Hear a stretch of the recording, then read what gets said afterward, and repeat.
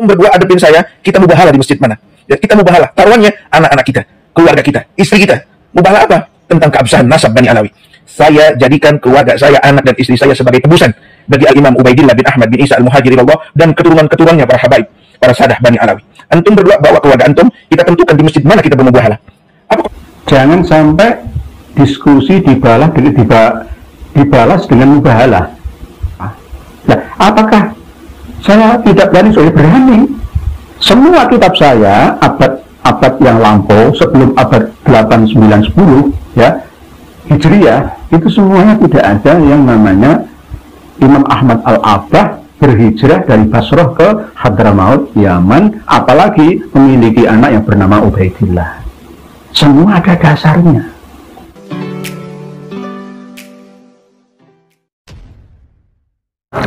Assalamualaikum warahmatullahi wabarakatuh. Jumpa lagi dengan saya di channel Gagasan Progresif 79. Sahabat sebangsa dan setanah dimana saja Anda berada. Makin heboh terkait masalah habaib ya, dan para pendukung habaib ini atau simpatisan itu pun mulai ya menyampaikan sejumlah apa yang menjadi kekesalan mereka ya terhadap Kiai Imaduddin Usman dan para pengikutnya maupun para pendukung-pendukung beliau yang sepakat dengan gagasan yang sedang disampaikan oleh Kiai Imaduddin Usman. Dan kali ini ada seorang yang sepertinya pengikut habaib yang katanya rela untuk kemudian bermubahalah, mengajak bermubahalah ya, dan siap mengorbankan dia punya keluarga, dia punya keturunan ya, untuk demi membela Terabak Alawi ini. Kita tidak tahu apa di pikirannya orang seperti ini. Ini soal ilmu, soal kajian ilmiah yang harusnya dibantah dengan ilmu, bukan soal sumpah-sumpahan. Karena hal ini bisa dibuktikan secara keilmuan nasab. Di sisi lain ada ilmu modern yang namanya tes DNA gitu. Nah, akhirnya orang ini kemudian digepret oleh Kiai Nur Ihya yang kemudian memberikan penjelasan secara runut dan rinci terkait dengan apa yang hari ini sedang menjadi viral dan seperti apa melakukan pembuktian terhadap nasab ya, dan bagaimana seharusnya kita umat Islam menyikapi persoalan ini. Kita penting untuk kemudian menyampaikan kepada umat ya, kepada generasi kita, karena bagaimanapun juga mereka harus dicerahkan. Apa yang disampaikan oleh para pendukung-pendukung habaib atau para pengikut habaib yang hanya karena fanatismenya ya, seolah-olah dia menyampingkan rasionalitasnya, padahal Islam itu sangat menghendaki yang namanya ya rasionalitas ya, ilmu pengetahuan ya, dan karenanya penting ya untuk kita berikan edukasi kepada umat. Nah, untuk lebih jelasnya kita akan simak seperti apa ulasan dari Kiai Nur Ihya ini. Kita simak sama-sama. Antum berdua adepin saya, kita mubahalah di masjid mana? Ya, kita mubahalah. Taruhannya anak-anak kita, keluarga kita, istri kita. Mubahalah apa? Tentang keabsahan nasab Bani Alawi. Saya jadikan keluarga saya, anak dan istri saya sebagai tebusan bagi Al-Imam Ubaidillah bin Ahmad bin Isa Al-Muhajiri Allah dan keturunan-keturunannya para habaib, para sadah Bani Alawi. Antum berdua bawa keluarga antum, kita tentukan di masjid mana kita bermubahalah. Apa konsekuensi dari mubahalah itu? Kita minta sama Allah. Bukan sakit, bukan terbakar, bukan hancur, bukan tanggung. Ya, siapa yang berdusta di antara kita, ya, 7 turunan kita mati dalam keadaan kafir, bahkan kita termasuk dicopot iman kita. Kalau memang tuduhan yang atau keyakinan yang kita yakini ini adalah salah, ya, saya meyakini para habaib adalah dzurriyyahnya Rasulullah. Antum ya yang berimamah dan berbelangkon tidak meyakini bahwa para habaib adalah keturunannya Rasulullah. Ayo kita bermubahalah. Assalamualaikum warahmatullahi wabarakatuh. Kita berbicara ilmu. Jangan sampai diskusi dibalas dengan mubahalah. Baru-baru ini ada seorang ustadz dari Banten itu yang mengajak mubahalah dengan Kiai Haji Imaduddin Usman ini ya. Logikanya gimana? Apakah tidak berani? Ya siap, saya berani. Sesuai dengan hadis Rasulullah Shallallahu Alaihi Wasallam, al-bayyinatu lil mudda'i wal yaminu alaman angkaro. Bayyinah, bukti tes DNA itu harus dijalani oleh para habib yang mengaku sebagai cucu Rasulullah SAW. Dan bagi yang mengingkarinya dia harus bersumpah. Nah, apakah saya tidak berani? Saya berani. Semua kitab saya abad yang lampau sebelum abad 8, 9, 10 ya Hijriyah, itu semuanya tidak ada yang namanya Imam Ahmad Al-Abbah berhijrah dari Basrah ke Hadramaut, Yaman, apalagi memiliki anak yang bernama Ubaidillah. Semua ada dasarnya.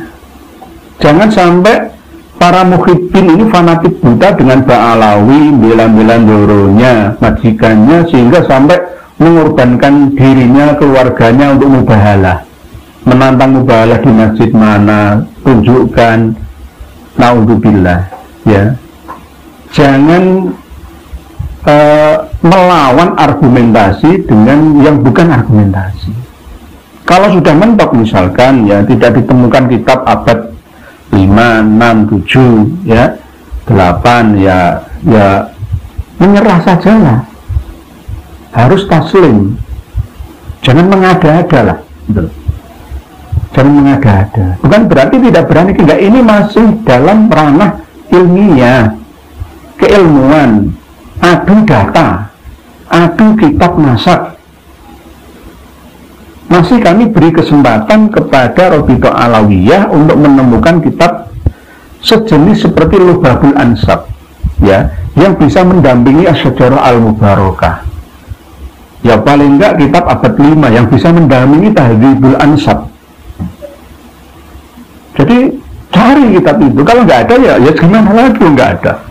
Dan semuanya saya ikut dengan Kang Mas Muhammad Rizik Syihab, ya, akan hal ini. Beliau lebih tahu sebenarnya bahwa memang terputus. Nasab Ubaidillah itu terputus, memang. Beliau mengakui kok, saya tahu. Kitabnya sama, ya, nggak bisa dipungkiri.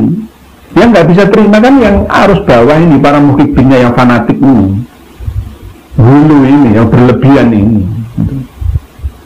Gitu. Habib Bahar juga sebenarnya tahu, para habib-habib sepuh ya tahu, Rabithah Alawiyah semua ya tahu bahwa memang nasabnya terputus, nggak nyambung, mengkotek. Kan sudah jelas, kenapa kita masih ngotot gitu loh. Yang arus bawah ya nggak ngerti-ngerti ini, saya sudah mubahalah mengorbankan saya dan keluarga saya. Nah, ngomong apa? Guyon itu namanya, itu guyon. Sini dibalas mana ilmiahnya? Gak cocok mubahalah, gak cocok mubahalah. Gunakan akal sehat kita, gunakan ilmu, tidak sama. Kul hal yastawil ladzina ya'lamuna wal ladzina la ya'lamun. Jangan sumpah pocong. Jadi sekali lagi saya menyampaikan ini untuk semuanya, ya. Fitnah itu jika tidak ada datanya, referensinya, itu namanya fitnah, ya. Kalau ini namanya amar ma'ruf nahi mungkar. Tes DNA aja lah. Jadi ini ada kaulnya Imam Malik yang mengatakan, manidda'a intisabahu ila Nabi sallallahu alaihi wasallam fa'alaihi al-bayyinah. Barang siapa mengaku nasabnya nyambung kepada Nabi sallallahu alaihi wasallam, maka dia harus membuktikan, harus punya bukti dan tes DNA itu. Liqauli sallallahu alaihi wasallam, al-bayyinatu lil mudda'i, al-bayyinatu utawi bukti iku lil mudda'i kedue wong kang ngaku-ngaku, wal yaminu lan anatun utawi sumpah supoto iku alaman ing atase wong angkara kang ora trimo kang ngingkari. Tunjukkan buktimu dulu. Kalau benar-benar tes DNA-mu berhasil nyambung sampai Bani Hashim, Quraisy, ya, Quraisy, Bani Hashim, terus mendekati, ya, di daerah Mekah, ya, sampai Iran, nah berarti benar. Gitu. Nah, wal yaminu adapun sumpah itu bagi orang yang mengingkari. Nah, ini hadisnya Rasulullah SAW seperti itu.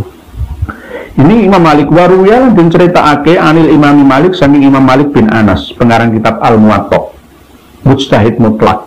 Pertama, beliau pernah bertemu dengan sahabat Nabi langsung, yakni bil batili, dengan cara yang batil, yang salah. Yudrobu, maka dia dipukuli, dorban dengan pukulan wajian yang menyakitkan. Berarti kaki bahkan itu harus dipukul karena dia ngaku-ngaku darah Nabi dalam diri saya ini cucu Nabi. Anta siapa? Anak apa?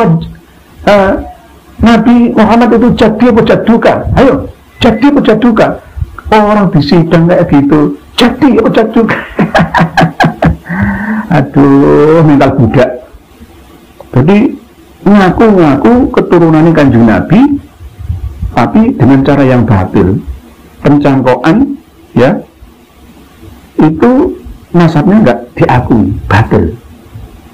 Nakobah Mesir itu juga begitu, membatalkan alu al-ahdal, termasuk batal, tidak nyambung nasabnya sampai Rasulullah al-Husaini. Ada yang alu ba'alawi, termasuk yang di Yaman itu, dibatalkan juga. Karena apa? Bulat ini, nggak jelas ini asal-usulnya, rumusnya ini. Nah, itu.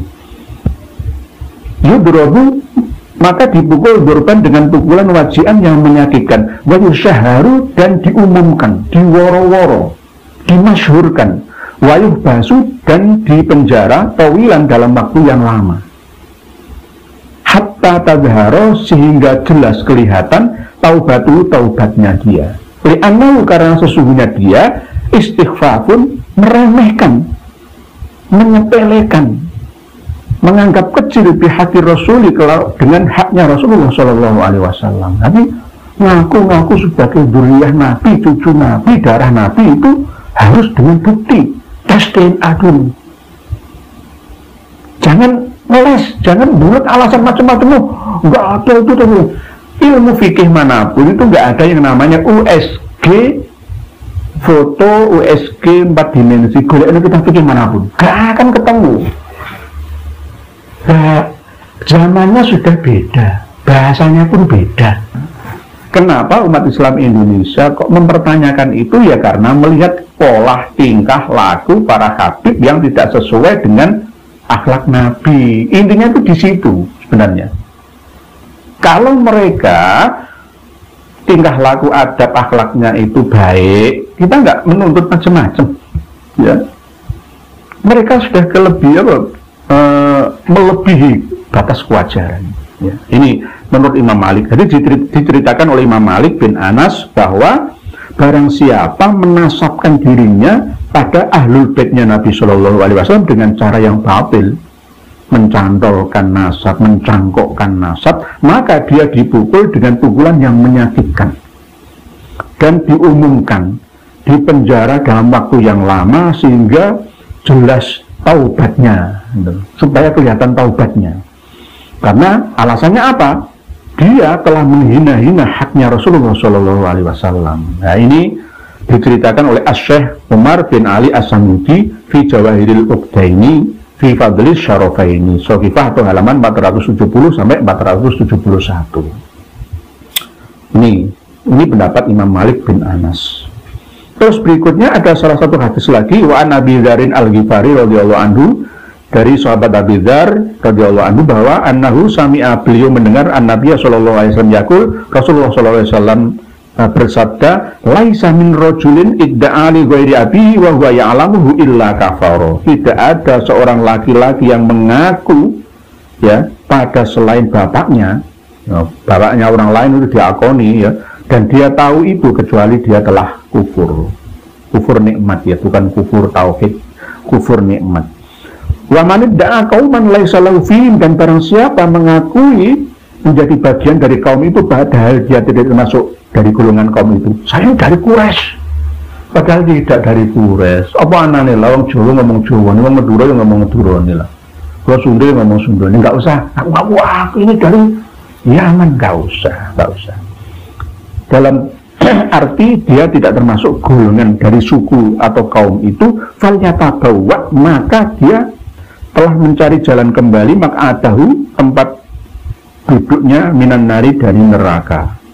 akhrajahu, hadis ini dikeluarkan oleh Al-Bukhari, Imam Bukhari, nomor hadis 4508. Wa Muslim, dan hadisnya Imam Muslim, nomor hadis 61.